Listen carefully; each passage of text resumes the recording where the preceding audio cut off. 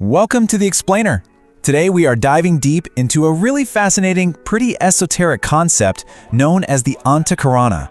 You'll often hear it called the rainbow bridge of consciousness, and it's all about this incredible link between our everyday human self and our higher divine nature. So this whole idea kicks off with a fundamental split right inside our own consciousness. This quote from the source material just nails it.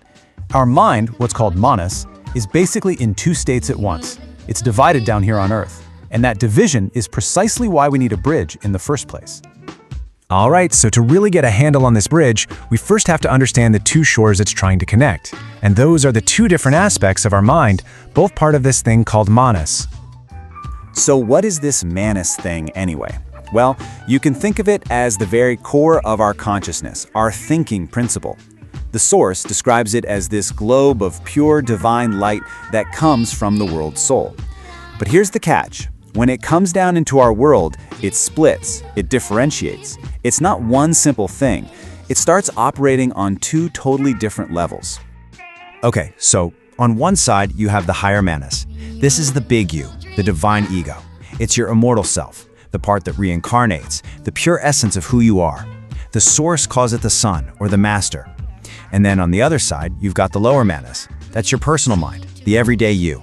It's described as a temporary ray that the sun shoots out for each lifetime. It's the laborer doing the work, and unlike its pure source, it can get tangled up and soiled by earthly desires and materialism. And check this out. This diagram really helps put it all into perspective. You see Mahat, the universal mind, way up at the top. From that, you get these higher consciousnesses, the Kumaras. And from each one of those, you have countless individual personalities being projected out, just like rays from a sun. Our little individual self is just one of so many rays coming from that single higher source. So that's the big question, right? If you have this eternal sun and this temporary ray, how on earth do they communicate? This is exactly where the Antahkarana comes in. It's the whole mechanism of connection.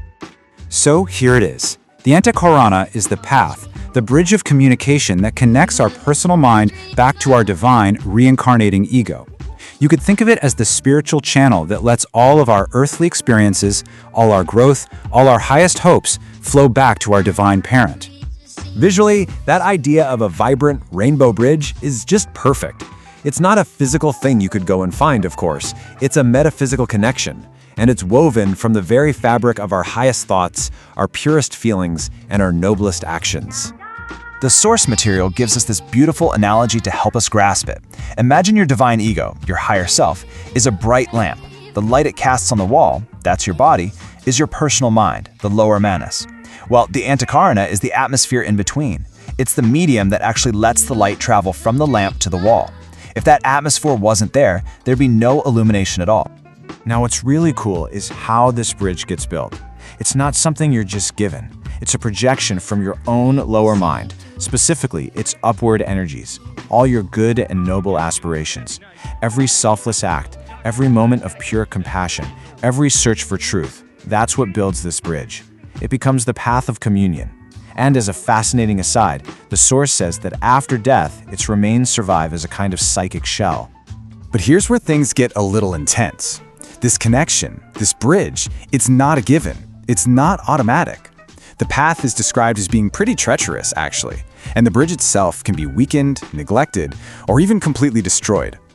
Which, of course, brings us to a really critical, kind of scary question. What are the consequences for a person who actually severs this vital link to their own higher self while they're still alive? And the answer is, well, it's incredibly blunt. The stakes couldn't be higher. This quote says it all.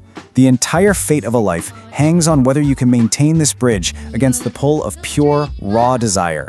And if you break it, the text says you become an animal. You lose the very thing that makes you spiritually human.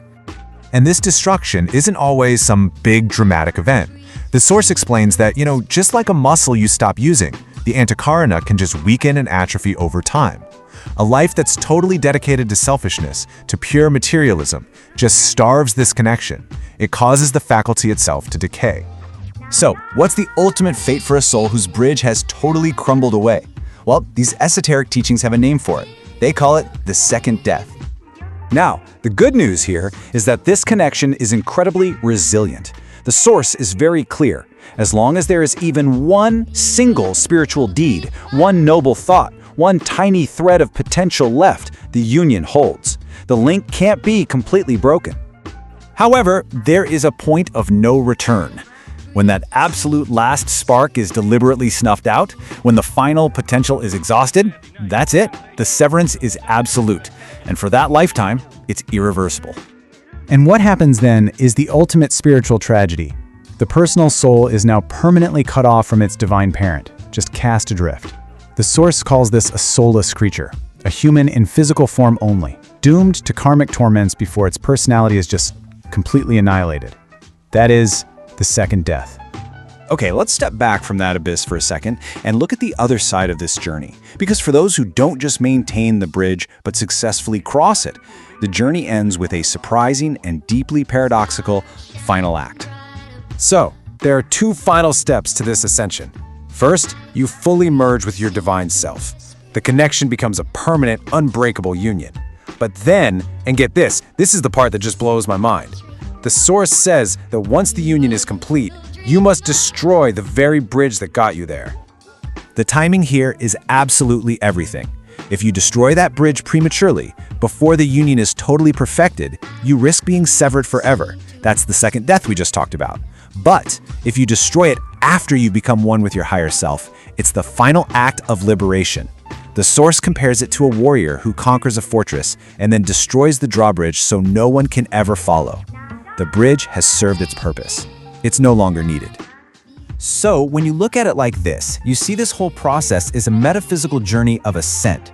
It's a path leading you from the small, finite personal self up the steps of consciousness toward a reunion with something infinite, something universal. Ultimately, the Source doesn't present this as just some abstract philosophy. It's presented as a dynamic, real-time choice. The path of connection, the Antahkarana, exists within every one of us. The materials to strengthen it or to let it decay are our own thoughts and actions, every single day. The question it leaves us with is pretty simple. The path is there. Which way will you choose?